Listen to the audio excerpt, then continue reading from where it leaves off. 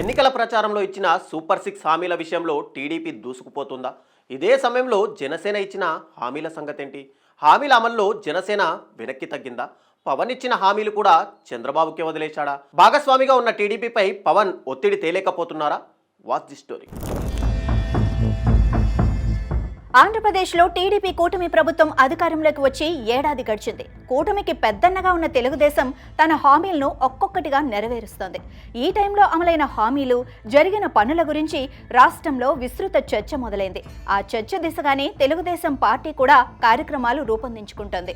అయితే రాజకీయంగా ఇది కూటమి పార్టీల మధ్య బాగా సున్నితమైన అంశంగా మారుతుందని పొలిటికల్ విశ్లేషకులు అభిప్రాయపడుతున్నారు. 2024 ఎన్నికలలో అధికారమే లక్ష్యంగా టీడీపీ సూపర్ 6 హామీలు ఇచ్చింది. అధికారంలోకి వచ్చాక వాటి అమలుపై దృష్టి సారించింది. ఒక్కొక్కటిగా హామీలు అమలవుతున్న క్రమంలో ప్రజల్లోకి వెళుతూ ప్రచారాన్ని కూడా మొదలుపెట్టింది. ఇంటింటికి కార్యక్రమంలో వీటి గురించి పూర్తి స్థాయిలో వివరిస్తూ ఉండగా ఇక్కడే కొన్ని కొత్త ప్రశ్నలు తలెత్తుతున్నాయి. టీడీపీ సూపర్ 6 అమల్లో స్పీడ్గా ఉంటూ అదే విషయాన్ని జనానికి చెప్పుకుంటోంది. మరి కూటమిలో ఇంకో కీలక భాగస్వామి అయిన జనసేన సంగతేంటి? ఆ పార్టీ పాత్ర ఏమైంది? తాను సొంతంగా ఇచ్చిన హామీల మాట ఏమైంది? వాటిని అమలు చేసేది ఎప్పుడు అంటూ రకరకాల ప్రశ్నలు వస్తున్నాయి. వాటి గురించి ఇప్పుడు ఆ పార్టీ ఎందుకు మాట్లాడటం లేదన్నది పలువురు పొలిటికల్ పరిశీలకుల డౌట్. వారాహి యాత్రల్లో పవన్ కళ్యాణ్ స్వయంగా హామీల గురించి ప్రస్తావించారు. వారాహి రథం మీద పవన్ జిల్లాల టూర్లు వేస్తూ అనేక రకాలైన హామీలు ఇచ్చారు. నిరుద్యోగ యువతకు 10 లక్షల రూపాయలను పెట్టుబడి పెట్టేందుకు ఆర్థిక సాయం చేస్తామని, ఆ సొమ్ముతో వారు చిన్న తరహా పారిశ్రామికవేత్తలుగా ఎదిగేలా చూస్తామని జనసేన పేర్కొనగా ఈ హామీపై అప్పట్లో బాగా చర్చ కూడా సాగింది. అయితే కూటమి ప్రభుత్వంలో ఈ హామీ విషయమే ఏమీ తెలియటం లేదని అంటున్నారు. అదేవిధంగా ప్రభుత్వ ఉద్యోగులకు అండగా ఉంటామని, సిపిఎస్ని రద్దు చేస్తామని ఇప్పటం సభలో పవన్ చెప్పారు.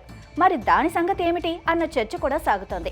అలాగే యువతకు ఉద్యోగ ఉపాధి అవకాశాలు పెంచుతామని కూడా చెప్పారు. అయితే టీడీపీ సూపర్ 6 హామీల విషయంలోనే కూటమి ఇబ్బందులు పడుతూ ఉండగా దాంతో జనసేన వెనక్కి తగ్గిందా, లేక కూటమి హామీలే తన హామీలుగా మార్చుకుందా అన్నది చర్చగా ఉంది. అయితే ఇప్పుడు ఆ హామీల అమలు గురించి జనసేన అధిష్టానం ఎందుకు మాట్లాడటం లేదన్నది లేటెస్ట్ క్వశ్చన్. ఆ విషయంలో పార్టీ వైఖరేంటి? అమలు కోసం కీలక భాగస్వామిగా ఎలాంటి ఒత్తిడి తీసుకువస్తోంది? పాలనకు ఏడాది పూర్తయిన క్రమంలో జనసేన హామీల గురించి ఎందుకు చర్చ జరగటం లేదని రాజకీయ వర్గాలు మాట్లాడుకుంటున్నాయి. అదే సమయంలో టీడీపీ మాత్రం అమలవుతున్న హామీలపై క్రెడిట్ను పూర్తిగా తన ఖాతాలో వేసుకుంటుందన్న అభిప్రాయం వ్యక్తమవుతోంది. ఈ పరిణామాలతో జనసేన వెనక్కి తగ్గిందా, లేక తన హామీలను కూడా పూర్తిగా టీడీపీకి అప్పజెప్పేసిందా అన్న ప్రశ్నలు పొలిటికల్ సర్కిల్స్లో మొదలవుతున్నాయట. కూటమిలో భాగస్వామిగా ఉండి హామీల అమలు విషయంలో తన పాత్రను స్పష్టంగా ప్రజల ముందు ఉంచకపోతే గుర్తింపు ఎలా వస్తుందని జనసేనలోనే ఓ వర్గం మాట్లాడుకుంటున్నట్లు తెలుస్తోంది.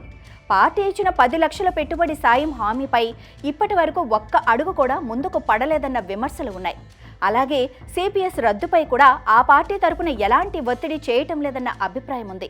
ఇన్నాళ్లు మౌనంగా ఉన్న జనసేన ఇకనైనా తన వాగ్దానాల అమలుపై సీరియస్గా స్పందించకపోతే ప్రజల్లో పలుచనయ్యే ప్రమాదం ఉందన్న హెచ్చరికలు పార్టీ పెద్దలకు వస్తున్నాయట.